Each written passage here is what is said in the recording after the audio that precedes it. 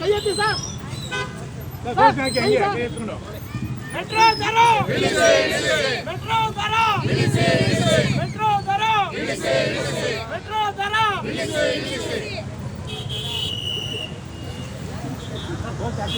Metro ದರ metro ದರ metro ದರ ಮೆಟ್ರೋ ದರ ಮೆಟ್ರೋ ದರ ಮೆಟ್ರೋ ದರ ಮೆಟ್ರೋ ದರ ಮೆಟ್ರೋ ದರ ಮೆಟ್ರೋ ದರ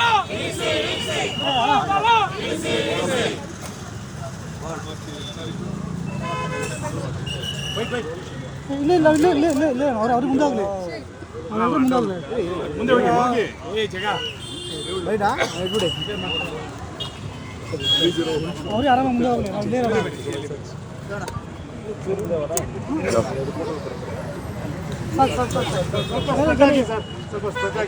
ಅಗಲವಾಗಿ ನಿಂತ್ಕೋಬೇಕು.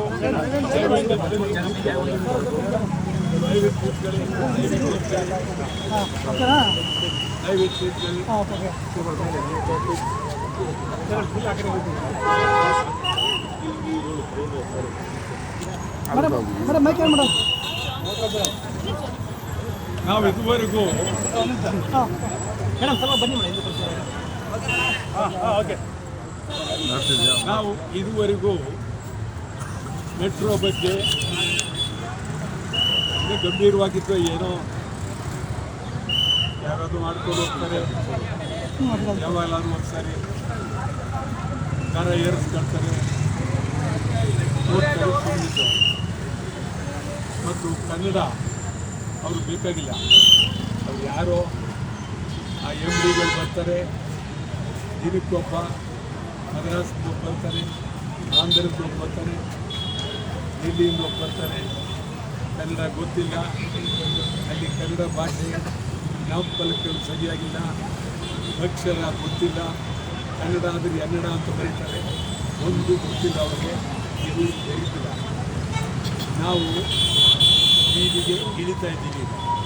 ಮೆಟ್ರೋ ಇದು ಇವರು BJPಯವರುವೇ ದರೋಡೆಕೋರು, ಕಾಂಗ್ರೆಸ್ನವರುವೇ ದರೋಡೆಕೋರು.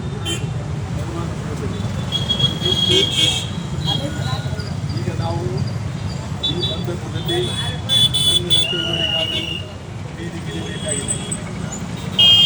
ನಾವು ಮಾರ್ಚ್ 7ನೇ ತಾರೀಕು ಬೆಂಗಳೂರು ಸಂಪೂರ್ಣ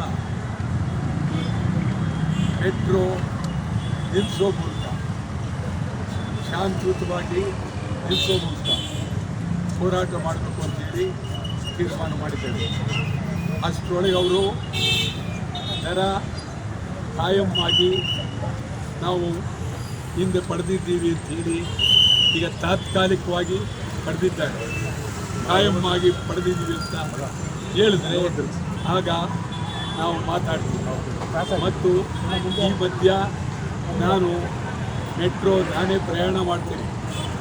2 ದಿವಸಕ್ಕೊಂದ್ಸಾರಿ ಎಲ್ಲ ಕಡೆ ಪ್ರಯಾಣ ಮಾಡ್ತೀನಿ. ಅವರ ಮೆಟ್ರೋ ಪ್ರಯಾಣಿಕರ ಪರಿಸ್ಥಿತಿ, ಅವರ ನೋವು ಅರಿವನ್ನು ನಾನು ಅರಿತುಕೊಂಡು ಮೆಟ್ರೋ ಬೆಂಗಳೂರಿನಲ್ಲಿ ರೇಟ್ ಜಾಸ್ತಿ, ಆಂಧ್ರದಲ್ಲಿಲ್ಲ, ಬೇರೆ ಬೇರೆ ರಾಜ್ಯದಲ್ಲಿಲ್ಲ, ಇಲ್ಲಿ ಮಾತ್ರ ಸಿಕ್ಕಾಪಟ್ಟೆ ಏರಿಸ್ತಾರೆ. ಕೇಳೋರಿಲ್ಲ, ಹೇಳೋರಿಲ್ಲ. ನಮ್ಮ ಪಾರ್ಲಿಮೆಂಟ್ ಮೆಂಬರ್ಗಳು ರಾಜಕಾರಣ ಮಾಡ್ತಾ ಇದ್ದಾರೆ. ಅವರಿಗೆ ಗೌರವವಾಗಿ ಆತ್ಮ ಮುಟ್ಟು ನೋಡ್ಕೊಳ್ಬೇಕು. ಅವರು ಪಾರ್ಲಿಮೆಂಟ್ ಇದ್ದಾರೆ. ಈ ರಾಜ್ಯದ ಸಮಸ್ಯೆಗಳು ಏನು ಅನ್ನೋದ ಇವತ್ತವರೆಗೆ ಒಬ್ಬ ಪ್ರಾಮಾಣಿಕವಾಗಿ ಹೋರಾಟ ಮಾಡಿಲ್ಲ. ಬೆಂಗಳೂರು ಸದಸ್ಯರಾಗಲಿ, ಹೊರಗಡೆ ಸದಸ್ಯರಾಗಲಿ, ಕರ್ನಾಟಕ ಆಗಿರುವ ಅನ್ಯಾಯದ ಬಗ್ಗೆ ಒಬ್ಬರು ಧ್ವನಿ ಎತ್ತಲಿಲ್ಲ. ಪಾರ್ಲಿಮೆಂಟಿನ ಮುಂದೆ ಸತ್ಯಾಗ್ರಹ ಮಾಡಲಿಲ್ಲ, ಗಲಾಟೆ ಮಾಡಲಿಲ್ಲ, ಪ್ರಧಾನಿ ಮುಂದೆ ಧರಣಿ ಮಾಡಲಿಲ್ಲ, ಪಾರ್ಲಿಮೆಂಟ್ ಒಳಗೆ ಕಪ್ಪು ಬಾವುಟ ಹಿಡಿಲಿಲ್ಲ. ಬೇರೆ ರಾಜ್ಯದವರು ಶಕ್ತಿಯುತವಾಗಿ ಹೋರಾಟ ಮಾಡ್ತಾವೆ. ನಮ್ಮವರು ಕಂಪ್ಲೀಟ್ ಹೈಕಮಾಂಡ್ನ ಗುಲಾಮರಾಗಿದ್ದಾರೆ, ಹಿಂದಿ ಗುಲಾಮರಾಗಿದ್ದಾರೆ. ಎಲ್ಲಿ ಗುಲಾಮರಾಗಿದ್ದಾರೆ. ನಾವು ತೀವ್ರವಾಗಿ ಹೋರಾಟ ಮಾಡಬೇಕಾಗಿದೆ. ಜೊತೆಗೆ ಬೆಂಗಳೂರು ನಡೆಯುವ ಚುನಾವಣೆ, ಮುಂದಿನ ಚುನಾವಣೆಯಲ್ಲಿ ಬೆಂಗಳೂರಿನ ಅಭಿವೃದ್ಧಿಗಾಗಿ, ಬೆಂಗಳೂರಿನಲ್ಲಿ ಕನ್ನಡಿಗರನ್ನು ಉಳಿಸುವುದಕ್ಕಾಗಿ ಇಡೀ ಎಲ್ಲ ಕ್ಷೇತ್ರದಲ್ಲಿ ಕನ್ನಡ ಚಳವಳಿಗಾರರು ಸ್ಪರ್ಧೆ ಮಾಡ್ತೀವಿ. ಕನಿಷ್ಠ ನಮಗೆ 100 ಬೇಕಾಗಿದೆ, 10 ಜನ ಗೆದ್ದರು ಇಡೀ ಸಭೆಯಲ್ಲಿ ರಾಜ್ಯದ ಮತ್ತು ಕನ್ನಡಿಗರ ಸಮಸ್ಯೆ ಬಗ್ಗೆ ತೀವ್ರವಾಗಿ ಹೋರಾಟವನ್ನು ಮಾಡ್ತೇವೆ. ಇದೇ ಸಂದರ್ಭದಲ್ಲಿ ಮತ್ತೊಂದು ಬಹಳ ಗಂಭೀರವಾದಂಥ ಪರಿಸ್ಥಿತಿ, ಮಹಾತ್ಮ ಗಾಂಧೀಜಿಯವರ ಹೆಸರನ್ನು ಜಾಹೀರಾತು ಮೂಲಕ ದುರ್ಬಳಕೆ ಆಗ್ತಾ ಇದೆ. ಒಂದೇ ಅಲ್ಲ, ಗೂಡ್ಸೆ ಹುತಾತ್ಮ ಅಂತ ಹೇಳಿ ಅವನ್ನ ಬೆಂಬಲಿಸ್ತಾ ಇದ್ದಾರೆ.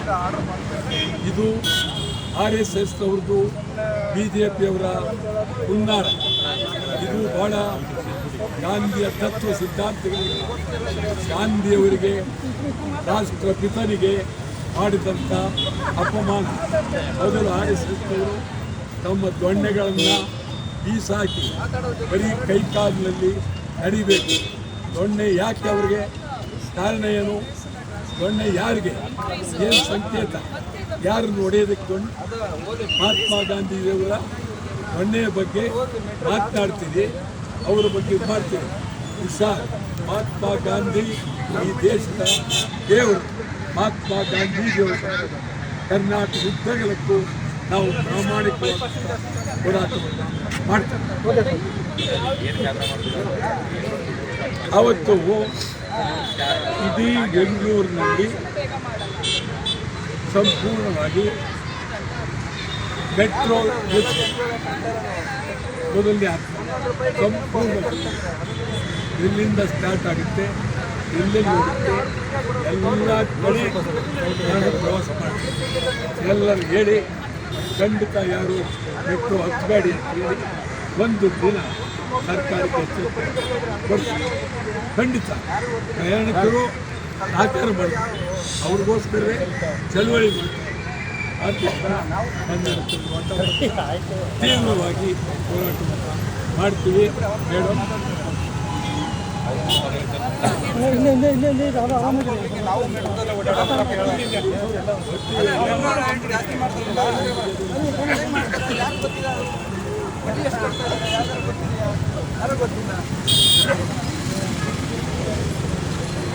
ಎವ್ರಿ ಡಾಕ್ಯುಮೆಂಟ್ ತೋರಿಸ್ಬಿಡ್ಲಿ ಮೀಡಿಯಾದಲ್ಲಿ ಎಲ್ಲರೂ ಗೊತ್ತಾಗುತ್ತೆ.